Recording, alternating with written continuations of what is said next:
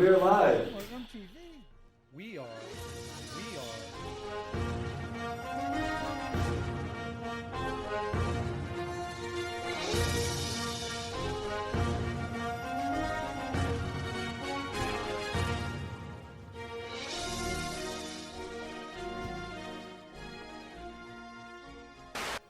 Hi, I'm Joel Furchess for the Mentionables, and today we're going to continue to look at 10 questions to ask every Christian.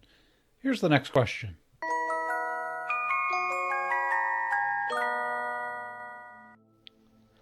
How can you believe in something that there's no evidence it even exists? The thing I hear Christians say is that we can't see air, but we know it's there. True, but it's also been proven to be there and proven to be the thing that keeps us alive. All miracles can be explained with rational thoughts. So how do you justify belief in something that has never been shown to even be real?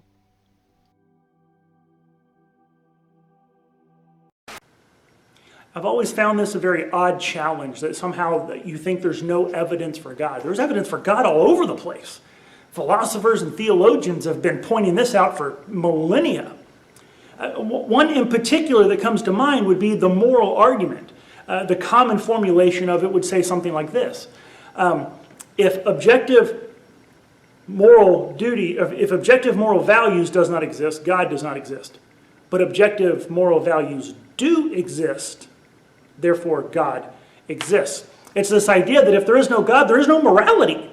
Right? Whenever you point at something and go, that's bad, you point at something and go, that's good. There is no distinction of bad or good if there is no God. It would all just be made up. It's just what I like, what I don't like. It's opinions, either individual opinions or group opinions. Or maybe it's just biology that you got from evolution. It's not really something wrong. It's just your chemicals firing in your brain make you say that. But it's not really wrong. You just feel like it is because of evolution. Or you just feel like it is because of society. Or you just feel like it is because you personally don't like it. If you're actually going to be able to point to something and say, that is wrong, you're proving God exists. Because in order for there to be something that's bad, you have to be violating an objective moral standard of good. And in order for there to be an objective moral standard of good, there has to be something that transcends this reality, that transcends humanity, that is the source of that standard. And that thing would be God.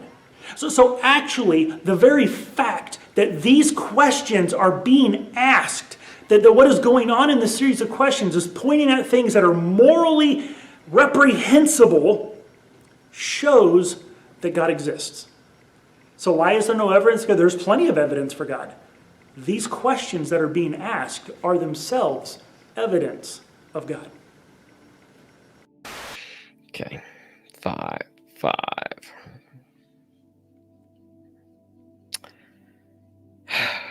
We're back to begging the question again. What does the author mean by evidence? Is she looking at the cumulative case from history, philosophy, science, math, or only looking at what is empirically testable? Saying there is no evidence is only based on a narrow view of how and what we would consider as evidence. The author also adds that all miracles can be explained. This simply isn't the case. There are many miracles that have no known rational explanation. Craig Keener did a 2-volume work of books on well-documented, unexplainable claims. And many Christians, including myself, have personally experienced miracles that can't be explained even with reasonable effort being made to do so. If you rule things out a priori, so we're ruling things out before we even consider the evidence for them, then you're missing out on multiple potential fields of evidence.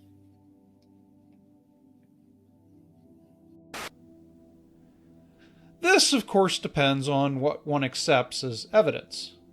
If one accepts only empirical verificationism, for instance, then yes, God cannot be seen, heard, felt, smelled, or otherwise measured by any scientific sense we have available.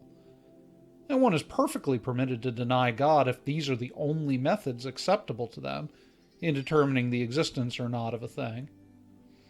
But there are other methods in which a thing may be studied, detected, or determined. History, for instance, isn't studied using empiricism, but rather a variety of scholarly methods which have been developed over time to gain as accurate a possible conception of past events. Science isn't used to write law books. There are a variety of procedures developed over human history to determine the legality or not of a particular law. Science is not used to determine beauty. Beauty is detected almost entirely in an experiential sense. When two people discuss the beauty of a sonata, a painting, a poem, or sunset, they may describe themes or colors or other terms designed entirely for describing beauty in such things, which stand outside the realm of science. The reality of mathematical sets and so forth also defy empiricism as a method of determining their reality. Any number of these methods have been employed in giving proofs for God's existence, of which there are plenty. Whether such evidence is sufficient to show that God actually exists is up for you to decide. But to say that no such evidence exists is to overstate the matter.